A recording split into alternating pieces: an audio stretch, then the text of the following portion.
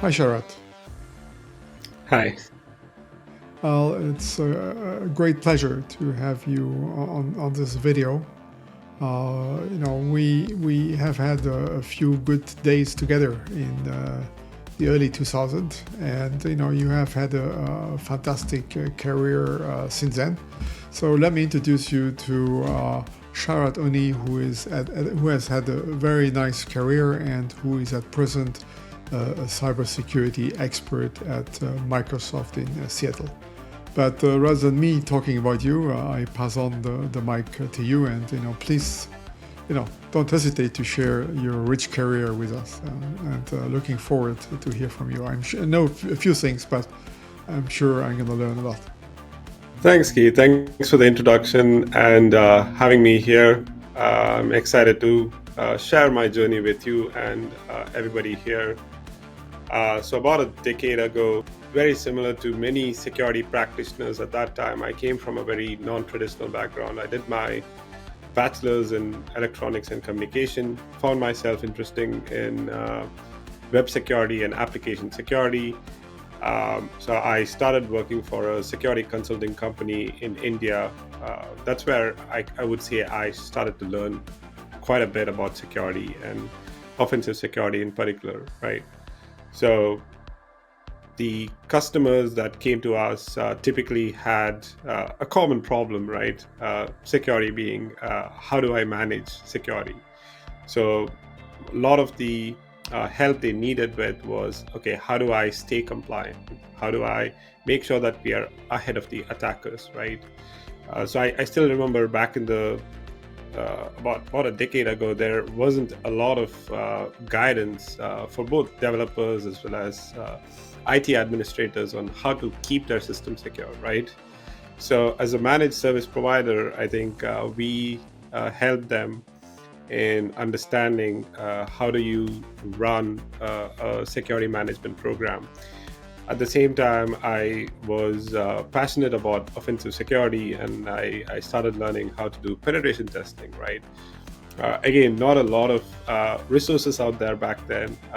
There was a few forums or a few blog posts on how do you do ethical hacking. There were a handful of trainings out there. So I think one of my learning strategies, of course, was to set up and build my own lab environment. You eventually figure out that all you have to do is write your own application that is vulnerable, and then start hacking it. Right? Nobody's going to stop you from doing that, and you learn a lot more. Right? So that's kind of how it started off, like by building applications and then hacking them and then understanding how they work. This gave me a lot of knowledge on helping our customers who either had a similar stack or similar set of problems, right? So as I worked with many customers, I learned different problems that were faced by different industries as well. So that's when I think around the time when in mid 2012 or 2013 is when I started working for Sony. I think it was around the time where we were facing or we were just about done with a lot of the anonymous attacks, right? And companies like Sony has a very large presence across the globe, thousands of applications, and to some extent, freedom to choose tech stack, and they have a wide network, right? Just like any large organization. So the problems are now much bigger. So yeah, working with you, Guy, yeah, I had a lot of fun in understanding and exploring the various challenges that a large company can face in terms of risk management, right? The problems were slightly different. Now we know how to find security problems, but we don't know what to tackle first, right? So that's where I came in to help out the prioritization of vulnerabilities and where do we see the risk the most, right? A lot of times it can happen that the attackers are not going after the most compliant or most secure systems. They're going after the most vulnerable systems, right? So I helped in understanding, in making the teams understand what is the area that we should focus on, where the critical risk exists, right? So that was a lot of learning for me, both in terms of like getting to know how a large organization manages risk and how I can work with various teams across the globe in helping them remediate it. Eventually, I continued my security consulting career with PwC, where we had customers from different industries. Surprising to work with like industries like oil and gas industry in the US, healthcare and finance, who had again similar challenges. Some of them were compliant to a lot of the security frameworks like PCI or HIPAA, and at that time I think it was around the time when GDPR was evolving to become compliance for most organizations, right? The challenge was, you could see that the challenge was changing for organizations where they were moving away from just meeting compliance requirements to like proactively understanding their security posture, right? So at PwC, I transitioned more from a traditional pen testing role to a red teamers role, right?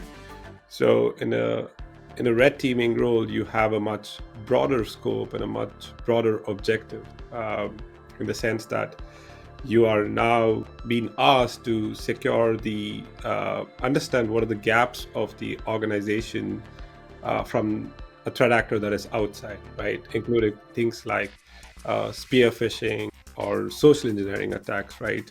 So humans can be the weakest links, right?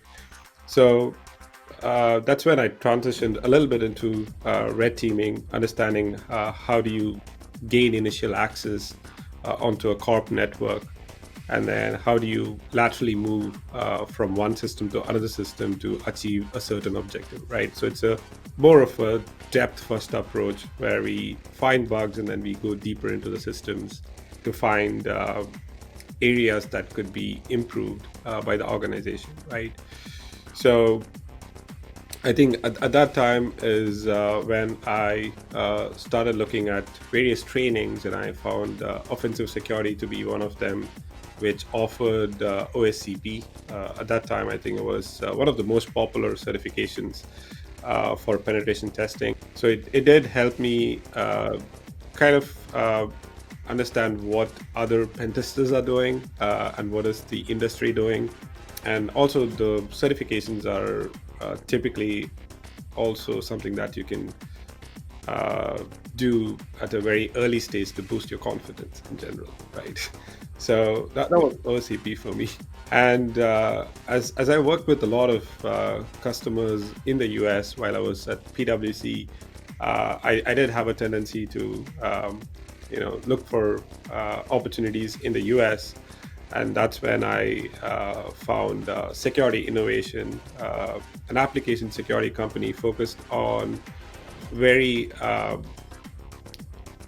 specialized penetration testing. So what I mean by that is we focused on customers or niche customers who had done their due diligence, running the vulnerability scans or having done a few pen tests themselves, they come to us to do a deep dive, including things like code review, how do we help them improve their STL. So in a way, we were a group of experts who help customers elevate their security posture, right? Both applications, devices, and networks, right? At Security Innovation, I did have opportunities to work with customers who are now introducing IoT into the market, right? So if you look at the timeline at around 2015, 16, there were a lot of devices that were released onto the market which had Wi-Fi, Bluetooth, and all possible network connectivity, right?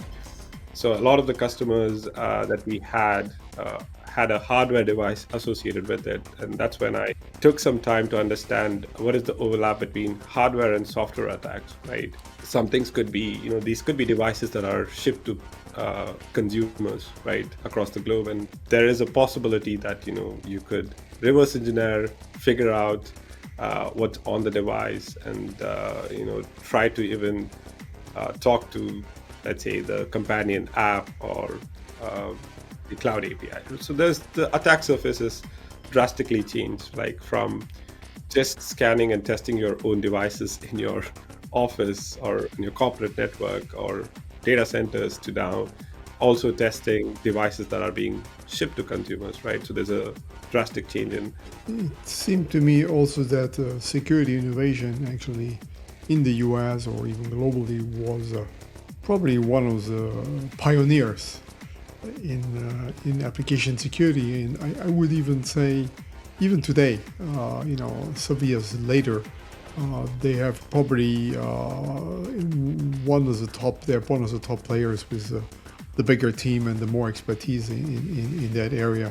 And I remember even in the early days, they also had embedded security was part of their venture. So I could imagine what you said about IoT was second nature for them. So I'm still amazed that Ed Adams, who is the CEO of Security Innovation, having the Twitter handle UpSec.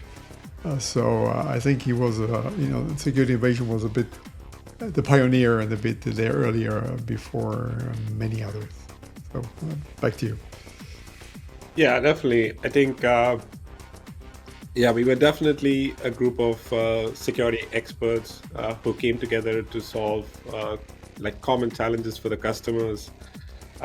There was a lot of learning opportunities in the company, and also companies like SI, as you can imagine, they have to keep their quality of engineers very high. So they encouraged learnings and trainings and sharing of knowledge and all of that. So I think it's one of the things that is highly recommended for both employers as well as employees, is to keep your learning continued, right?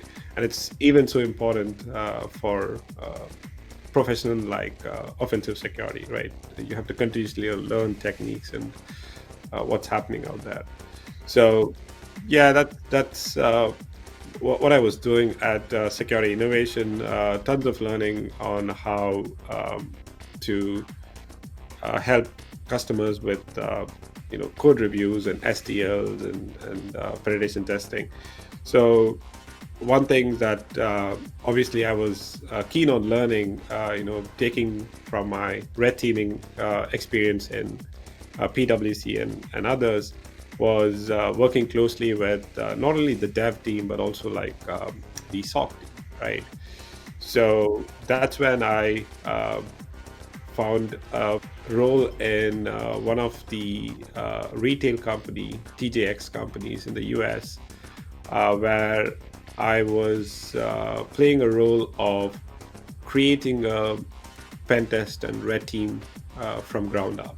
That opportunity was a lot of learning for me in terms of understanding what the organization wants to prioritize, right? A company a retail company like TJX or any other large organizations have many applications and many types of applications. It's not just limited to web. They probably have mobile, and they have applications running on devices and networks and whatnot, right? So the landscape has now changed to a large extent, right? So over there, I enjoyed working with the blue team or the defender team, who are now trying to catch the red team, right? So there was a lot of collaboration between the red team and the blue team, and I transitioned to even learn what is purple teaming. That's kind of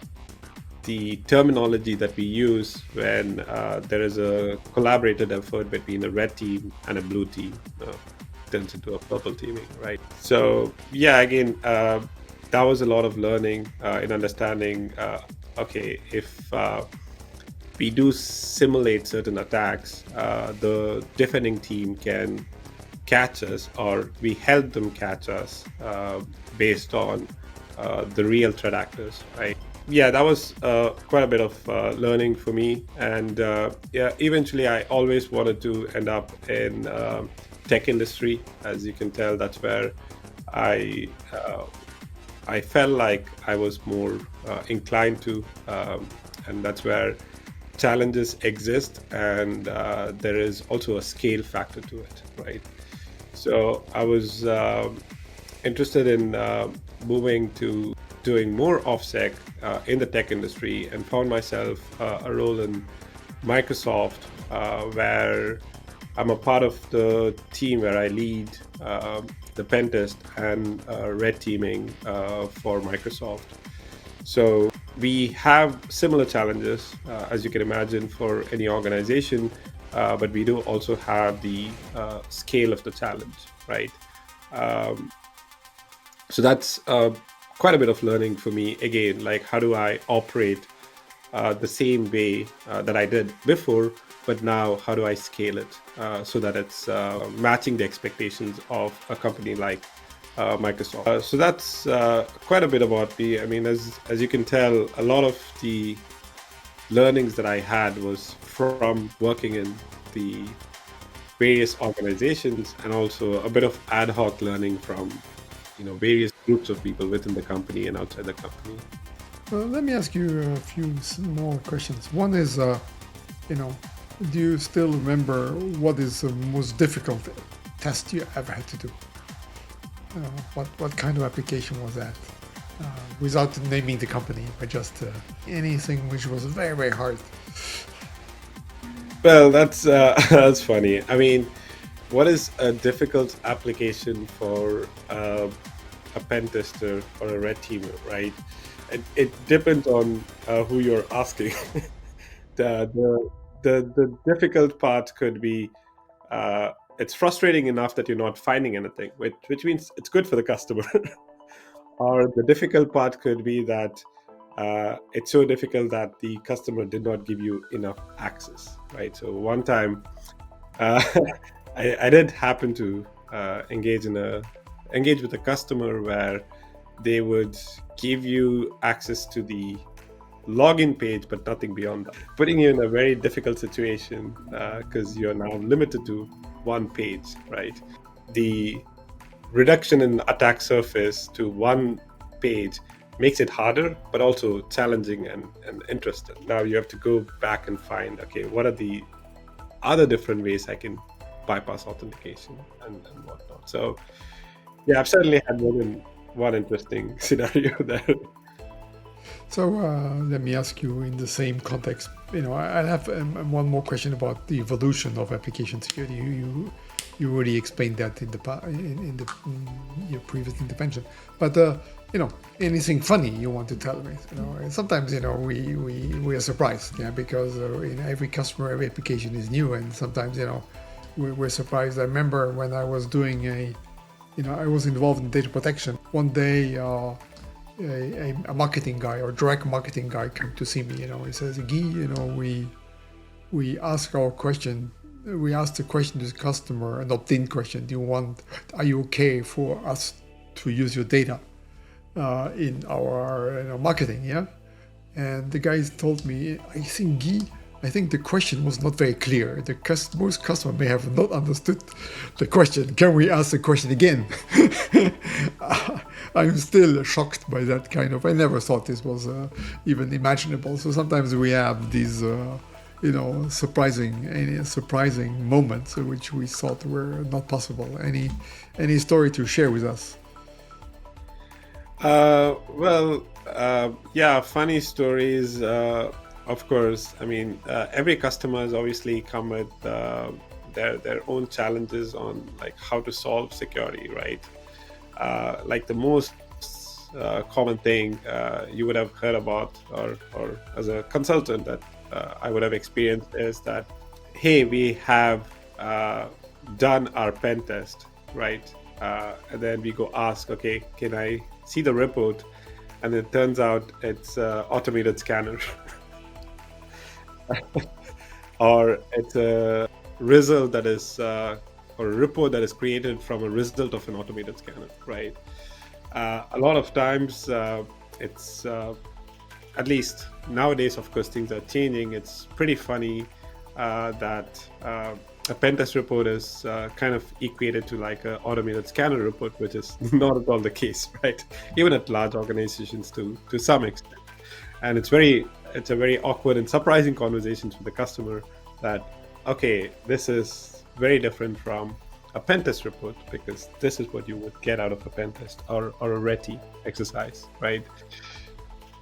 Well, I mean, in the next videos, we're gonna look a bit more in detail in red teaming and also pen testing. So we can dive into the details of it. But any second thought or any thought about the evolution of application security? Because these days, obviously in the early days, not much existed, and then websites became more prevalent and maybe commoditized. And then websites become more complicated because we have e-commerce and other things loaded on top of it. And today we obviously talk about hybrid environments, and we talk about also, the data is flowing between applications. So the API security area seems to be, I feel it's still early days, but certainly emerging. Are there new things which are emerging today? But we'll go more in detail in the future about anything you see as being suddenly increasing the scope or being added to the scope. Yeah, of course. I mean, a lot of things have changed, right? Both in terms of the types of attacks or the nature of attacks, as well as the attack surface, right?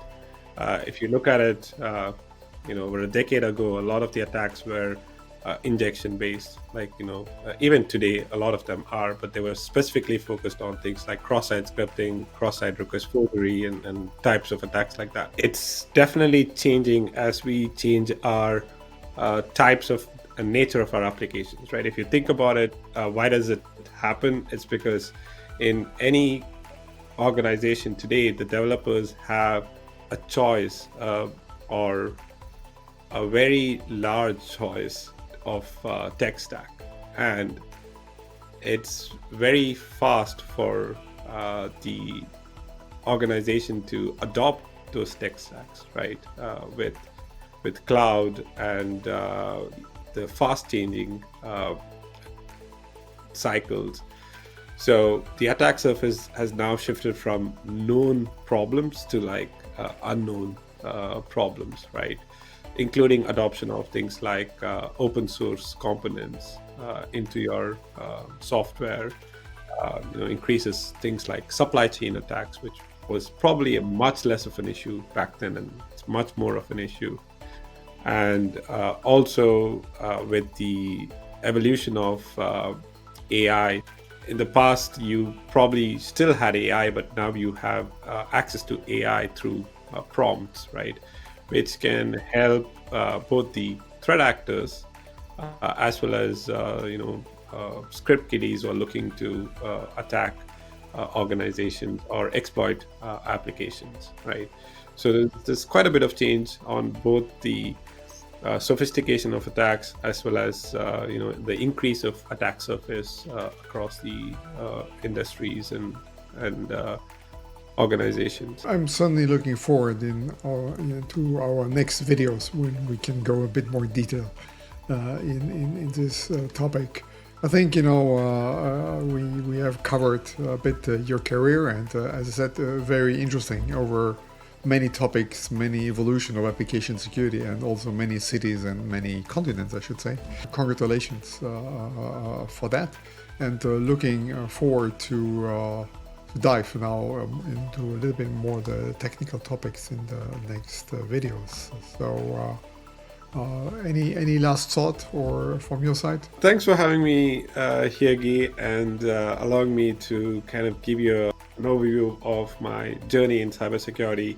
Any wisdom you would like to share with your peers?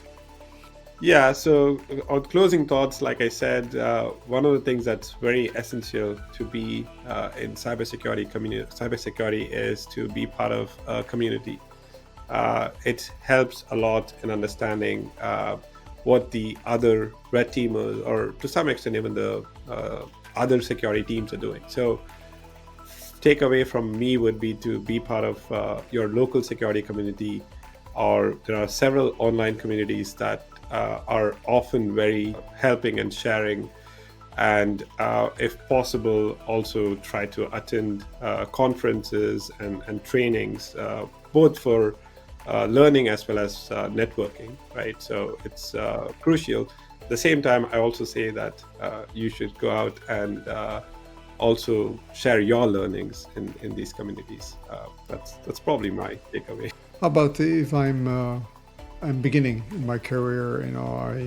When you were younger, everything was the beginning. Yeah. Now security at large, and application security in particular, has become so large. So it's almost I have to make decisions. Do I want to go very general? Do I want to dive deep? What would be your recommendation for someone who is either deciding to go into security or in the early years or stages of his career? Yeah, so like you mentioned, unlike before, there are quite a lot of learning paths you can take, right? It's much more defined than before, I would say. Like, I can speak to things like offensive security, right? There is quite a bit of clarity on what does it mean to be an application security guy or girl versus becoming a red teamer, or what does it mean to be in risk management or compliance, right? So there are resources right now available to learn and understand what each of these roles mean, right? Because the organizations have been able to define those roles pretty well, right? One thing would be to obviously explore various job roles to understand, okay, what are the type of work each of these roles do. The other thing would be there are quite a lot of trainings out there, right? I don't want to say one is better than the other, but you should consider investing in some training, especially when you're early in the career, to get a sense of what each of these security domains mean, right? If it's application security, I'm sure there's quite a lot of hands-on labs available where you can practice them, right? So I would highly encourage in A, understanding the job role, and then B, identifying a suitable training so that you can get yourself ahead. Maybe we can share a few websites or other things in the show notes, so to get people started. Any book you can recommend? What's your Bible? Or is everything online these days, and we don't read books anymore? Any thoughts? So when I started off, I think I read the series of the Hacking Exposed series. They have a series for networks, applications, and it's a pretty interesting book for anybody who is really getting into security. It's also gets a bit technical. The other ones that I really enjoyed reading are obviously the application handbook series. They have one for web and then one for mobile. They're pretty good. In a very generic and a broader security term, there is also the art of software exploitation. I think these are some books that you can read with having little to no knowledge on security and still understand most of the concept. Again, thank you so much, Sharath, and looking really forward to the deep dives in the next videos. And thanks for your time, and I really appreciate your sharing with me and with the larger community. Thank you so much. Yeah, thanks for having me.